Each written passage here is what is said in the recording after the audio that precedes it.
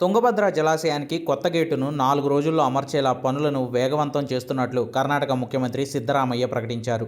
AP మంత్రులు పయ్యావుల కేశవ్, నిమ్మల రామానాయుడుతో కలిసి తుంగభద్ర డ్యాంను పరిశీలించిన సిద్ధరామయ్య డ్యాం చరిత్రలో గేటు కొట్టుకుపోవడం ఇదే మొదటిసారి అన్నారు. మొదటి పంటకు నీళ్లు అందించడానికి ఎలాంటి ఇబ్బందులు లేవన్న సిద్ధరామయ్య రెండో పంట గురించి ఆలోచిద్దామన్నారు. మళ్లీ వర్షం పడితే రిజర్వాయర్ నిండుతుందని, దయచేసి దీన్ని రాజకీయం చేయవద్దని సిద్ధరామయ్య విజ్ఞప్తి చేశారు. ಗೇಟ್ಗಳ ಮೂಲಕ ಬಿಡ್ತಾ ಇದ್ರು, 10 ಗೇಟ್ಗಳ ಮೂಲಕ ನೀರು ಬಿಡ್ತಾ ಇದ್ರು. ಅದರಲ್ಲಿ 19ನೇ ಗೇಟು ಕೂಡ ಸೇರಿತ್ತು. 19 ಗೇಟ್ ಕೂಡ ಸೇರಿತ್ತು. 19ನೇ ಗೇಟ್ನಲ್ಲಿ ಚೈನು ಕಟ್ಟಾಗಿ ಗೇಟು ಕೊಚ್ಚಿ ಹೋಗಿದೆ. ಗೇಟ್ಗಳು ಇಟ್ಕೊಂಡಿರ್ತಕ್ಕಂಥದ್ದು ನೀರನ್ನ ಕಂಟ್ರೋಲ್ ಮಾಡೋದಕ್ಕೋಸ್ಕರ. ಇಲ್ಲ ಇವು ಕನ್ನೆ ಇಲ್ಲ Kanaya is here. He is a technical expert. Dam site expert. Dam safety expert. Kanaya is a entire country is known for this. So ಅವ್ರನ್ನ ಕನ್ಸಲ್ಟ್ ಮಾಡಿದ್ದೀವಿ. ಕನ್ಸಲ್ಟ್ ಮಾಡಿ ಅವರು ಇದನ್ನು ರಿಪೇರಿ ಮಾಡ್ತಕ್ಕಂಥ ಕೆಲಸವನ್ನು ಮಾಡ್ತಾ ಇದ್ದಾರೆ. ಅವರ ಏನು ಅಡ್ವೈಸ್ ಮಾಡ್ತಾರೆ ಅದರ ಪ್ರಕಾರ ತುಂಗಭದ್ರಾ ಡ್ಯಾಮ್ ಬೋರ್ಡ್ ಇದೆಯಲ್ಲ ಆ ಬೋರ್ಡ್ನವರು ಮಾಡ್ತಾರೆ. ಕರ್ನಾಟಕ ಸರ್ಕಾರ ಮತ್ತು ಆಂಧ್ರ ಸರ್ಕಾರ ಮತ್ತು ತೆಲಂಗಾಣ ಸರ್ಕಾರ ಈ 3 ಜನ ಈ ಬೋರ್ಡ್ನಲ್ಲಿ ಇರ್ತಾರೆ. CWCನವರು ಸೆಂಟ್ರಲ್ ವಾಟರ್ ಕಮಿಷನ್ ಅವರಿಂದ ಅಪಾಯಿಂಟ್ ಮಾಡೋದಂತ ಒಬ್ಬರು ಚೇರ್ಮನ್ ಇರ್ತಾರೆ. ಗೊತ್ತಾಯ್ತಾ? ಅವರು ಇದನ್ನೆಲ್ಲ ಮ್ಯಾನೇಜ್ಮೆಂಟ್ ಆ ಬೋರ್ಡು ಇದನ್ನೆಲ್ಲ ನೀರು ಕರ್ನಾಟಕಕ್ಕೆ ಎಷ್ಟು ಈಗಾಗಲೇ ಡಿಸೈಡ್ ಆಗಿದೆ. ಕರ್ನಾಟಕಕ್ಕೆ ಎಷ್ಟು ನೀರು, ಆಂಧ್ರಕ್ಕೆ ಎಷ್ಟು ನೀರು, ತೆಲಂಗಾಣಕ್ಕೆ ಎಷ್ಟು ನೀರು ಹೋಗಬೇಕು ಅಂತ ಡಿಸೈಡ್ ಆಗಿದೆ. ಅದರ ಪ್ರಕಾರ ಬೋರ್ಡ್ ಕೆಲಸ ಮಾಡುತ್ತೆ. ಸೊ ಇದು 1948ನೇ ಇಸ್ವಿನಲ್ಲಿ ಪ್ರಾರಂಭ ಆಗಿ ಈ ಡ್ಯಾಮು 53ನೇ ಇಸ್ವಿಗೆ 1953ನಲ್ಲಿ ಮುಗಿತು. 54ನೇ ಇಸ್ವಿಯಿಂದ ನೀರು ಬಿಡಲಿಕ್ಕೆ ಪ್ರಾರಂಭ ಆಗಿದೆ. ನೀರು ಬಿಡಲಿಕ್ಕೆ ನಾಲೆಗಳಿಗೆ 54ನೇ ಪ್ರಾರಂಭ ಆಗಿದೆ. ಸುಮಾರು 70 ವರ್ಷ ವಯಸ್ಸಾಗಿರ್ತಕ್ಕಂಥ ಡ್ಯಾಮ್, 70 ಇಯರ್ಸ್ ವಯಸ್ಸಾಗಿರ್ತಕ್ಕಂಥ ಡ್ಯಾಮ್ ಇದೆ.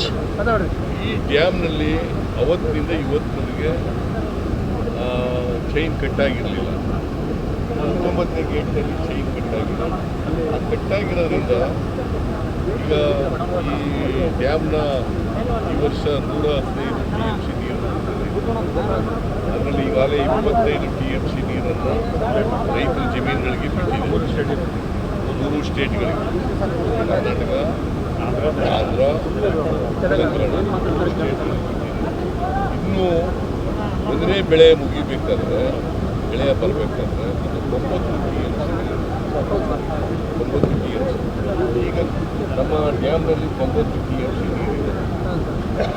ಮೊದಲನೇ ಬೆಳೆಗೆ ತೊಂದರೆ ಏನಾಗಲ್ಲ. ಈಗ ಇವತ್ತು ಆ್ಯಸಾನ್ ಟೊಲೆ 90 TMC ನೀರು ತೊಂದರೆ ಇಲ್ಲ. ಈಗ ಕಟ್ಟಾಗಿರೋದ್ರಿಂದ ಒಂದು ಗೇಟ್ನಲ್ಲಿ 19 ಗೇಟ್ನಲ್ಲಿ 35,000 ಕ್ಯೂಸೆಕ್ಸ್ ನೀರು ಹೋಗ್ತಾ ಇದೆ. 35,000 ನೀರು ಕಡಿಮೆ ಮಾಡ್ಕೊಳ್ಳೋದಿದೆ, ರಿಪೇರಿ ಮಾಡೋಕ್ಕಾಗಲ್ಲ. ನೀರು ಕಡಿಮೆ ಮಾಡ್ಕೊಳ್ಳೋದಿದೆ, ನಾವು ಅದಕ್ಕೆ ಈ 1621 ಫೀಟ್ 1621 TMC ಇದು ಫೀಟ್ ಇದೆ. ಅದನ್ನು ಕಡಿಮೆ ಮಾಡಬೇಕು. 1600 ಆಗ ಇನ್ನೂ 64 TMC ನೀರು ಉಳಿತದೆ. ಅಷ್ಟರಲ್ಲಿ ನೀರು ನಿಲ್ಲಿಸ್ಬೇಕು. ಈ ರಿಪೇರಿ ಕೆಲಸ ಆಗ್ತದೆ. ರಿಪೇರಿ ಕೆಲಸ ಚೈನು ಮತ್ತು ಪ್ಲೇಟು ಇವೆಲ್ಲ ಆಗಬೇಕಾದ್ರೆ ಕನಿಷ್ಠ ಪಕ್ಷ 4ರಿಂದ 5 ವರ್ಷ. ಈಗಾಗಲೇ ನಿನ್ನೆಯಿಂದ ಪ್ರಾರಂಭ ಆಗಿದೆ. ನಾಳೆ ಗೇಟು ತಯಾರಾಗ್ತದೆ. ನಾರಾಯಣ ಇಂಜಿನಿಯರಿಂಗು ಮತ್ತು ಹಿಂದೂಸ್ತಾನ್ ಇಂಜಿನಿಯರಿಂಗ್ ಜಿಂದಾಲ್ ಆ ಇಂಜಿನಿಯರಿಂಗ್ ಏಜೆನ್ಸೀಸ್ ಪ್ಲೇಟ್ ಕೂಡ ಕೆಲಸ ನಡೀತಾ ಇದೆ, ಚೈನ್ ಕೂಡ ಆಗ್ತದೆ. ಈ ನಮ್ಮ ಕನ್ನಯ್ಯ ನಾಯ್ಡು ಅವರ ಅಡ್ವೈಸ್ನಲ್ಲಿ ಇದು ನಡೀತಾ ಇದೆ. ನಾನು ಇವತ್ತು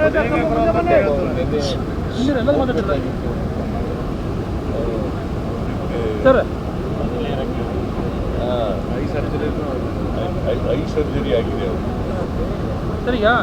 ನಾಳೆ ಆಗಲಿ ಭಾಳ ಆತುರವಾಗಿ ಹೇಳ್ಬಿಡ್ಲಿ, ಭಾಳ ಆತುರವಾಗಿದೆಯಲ್ಲ, ಯಾಕೆ ಅದರಿಂದ ರೈತರಿಗೆ ಏನೂ ತೊಂದರೆ ಆಗಲ್ಲ.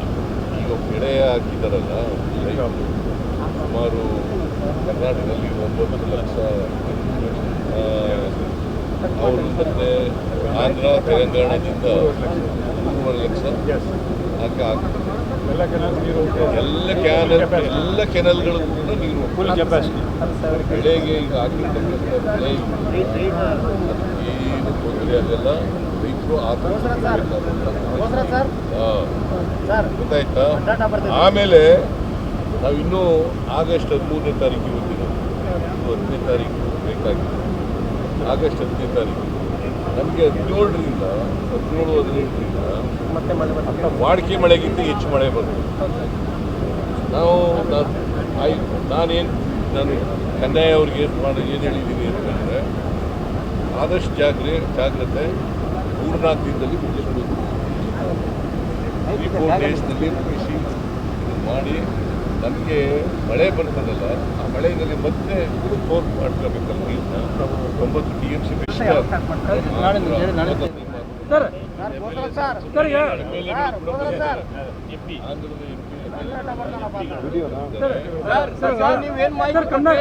ವಿಚಾರ ಹೇಳಿದ್ರೆ ಮೊದಲ ಬಾರಿ ಆಗಿರೋದು ಅಂತ.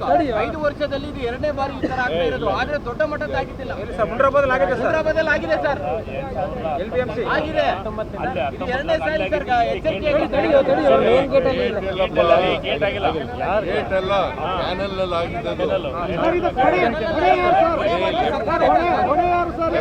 ಕ್ಯಾನಲ್ನಲ್ಲಿ ಆಗಿತ್ತು ತೊಂದರೆ. 33 ಗೇಟ್ಗಳಲ್ಲ, 2009ರಲ್ಲಿ ಕೇಳಪ್ಪ ತಮ್ಮ, ಮಾತಾಡಿದ್ರೆ ಹೆಂಗಯ್ಯ. 2009ರಲ್ಲಿ ಲೆಫ್ಟ್ ಬ್ಯಾಂಕ್ ಕ್ಯಾನಲ್ನಲ್ಲಿ ತೊಂದರೆ ಆಗಿತ್ತು, ಗೊತ್ತಾಯ್ತಾ. ಗೇಟ್ಗಳಲ್ಲಿ 33 ಗೇಟ್ಗಳಲ್ಲಿ ತೊಂದರೆ ಆಗಿಲ್ಲ.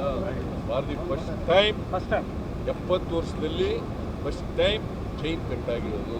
ಅವರು ಕನ್ನಯ್ಯನವ್ರ ಪ್ರಕಾರ ಕನಿಷ್ಠ 50 ವರ್ಷಕ್ಕೊಮ್ಮೆ ಒಂದ್ಸಾರಿ ಚೇಂಜ್ ಮಾಡಬೇಕು ಅಂತ ಹೇಳ್ತಾರೆ. ಇದು 70 ವರ್ಷ ಓಲ್ಡ್ ಆಗಿದೆ, 50 ವರ್ಷಕ್ಕೆ ಕನಿಷ್ಠ ಚೇಂಜ್ ಮಾಡಬೇಕು ಅಂತ ಹೇಳಿದ್ದಾರೆ. ಈಗ ಅವ್ರು ಏನು ಅಡ್ವೈಸ್ ಮಾಡ್ತಾರೆ, ಅಡ್ವೈಸ್ ಪ್ರಕಾರ ಬೋರ್ಡು ನಡ್ಕೊಳ್ತದೆ, ಕರ್ನಾಟಕ ಸರ್ಕಾರ ಕೂಡ ನಡ್ಕೊಳ್ತದೆ, ಆಂಧ್ರ ಸರ್ಕಾರ ಕೂಡ ನಡ್ಕೊಳ್ತದೆ, ತೆಲಂಗಾಣ ಸರ್ಕಾರ ಕೂಡ ನಡ್ಕೊಳ್ತದೆ.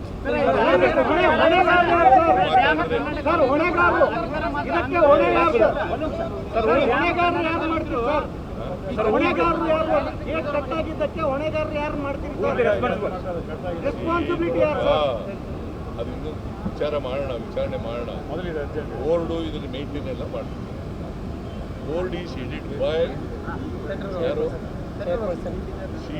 ಚೀಫ್ ಇಂಜಿನಿಯರ್ ಲೆವೆಲ್ನವರು ಸೆಂಟ್ರಲ್ ಗೌರ್ಮೆಂಟ್ ಅಪಾಯಿಂಟ್ ಮಾಡಿದ್ರೆ ಹೆಡೆಡ್ ಮಾಡಿದ್ದಾರೆ. ಸೆಂಟ್ರಲ್ ವಾಟರ್ ಕಮಿಷನ್ನವರು ಇದ್ದಾರೆ, ಆಮೇಲೆ ಆಂಧ್ರದವರು ಇದ್ದಾರೆ ಮೆಂಬರ್ ಆಗಿ, ತೆಲಂಗಾಣದವರು ಇದ್ದಾರೆ, ಕರ್ನಾಟಕದವರು ಕೂಡ ಇದ್ದಾರೆ. ಗೊತ್ತಾಯ್ತಾ. ಇದ್ರ ಬಗ್ಗೆ ಅವರಿಂದ ತಪ್ಪಾಗಿದೆಯಾ ಇಲ್ವಾ, ಜವಾಬ್ದಾರಿ ವಿಫಲ ಆಗಿದೆಯಾ ಇಲ್ವಾ, ಡೆರಿಲಿಕ್ಷನ್ ಆಫ್ ಡ್ಯೂಟಿ ಇದೆಯಾ ಇಲ್ವಾ ಅನ್ನೋದು ವಿಚಾರ ಮಾಡಿ.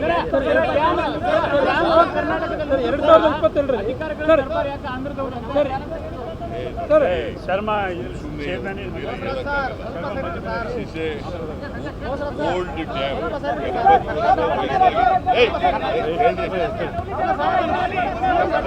ವಯಸ್ಸಾಗಿರ್ತಕ್ಕಂಥ ಡ್ಯಾಮ್. ಎಕ್ಸ್ಪರ್ಟ್ ಪ್ರಕಾರ, ಒಪಿನಿಯನ್ ಪ್ರಕಾರ 50 ವರ್ಷಕ್ಕೆ ಬದಲಾವಣೆ ಮಾಡಬೇಕಾಗಿತ್ತು.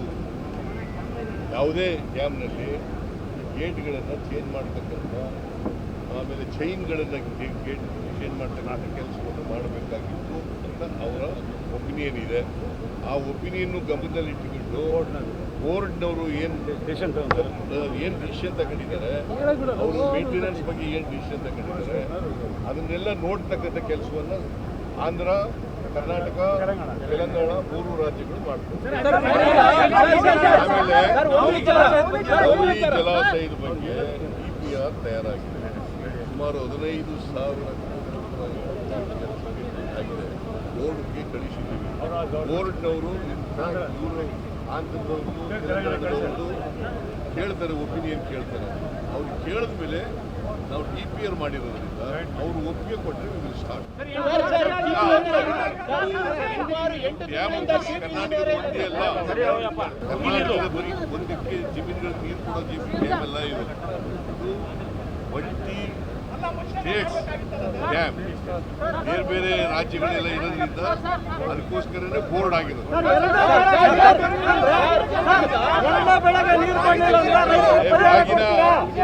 ಬಾಗಿನ ಇದೆಲ್ಲ ಮುಗಿದ ಮೇಲೆ ನೀರು ಮತ್ತೆ ಮುಗಿದ ಮೇಲೆ ಬರ್ತೀವಿ. ವಿಶ್ವಾಸ ಇದೆ ಮತ್ತೆ ತುಂಗಭದ್ರಾ ಡ್ಯಾಮ್ ಮತ್ತೆ ಬಾಗಿನ